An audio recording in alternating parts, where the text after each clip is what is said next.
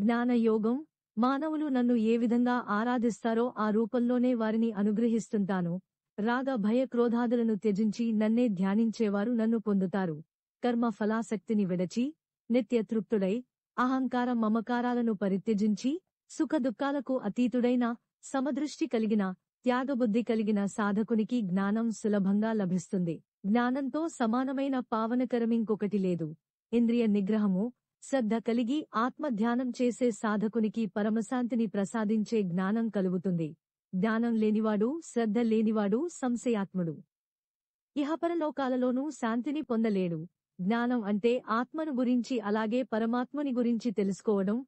అదే నిజమైన జ్ఞానం, మోక్షపదము.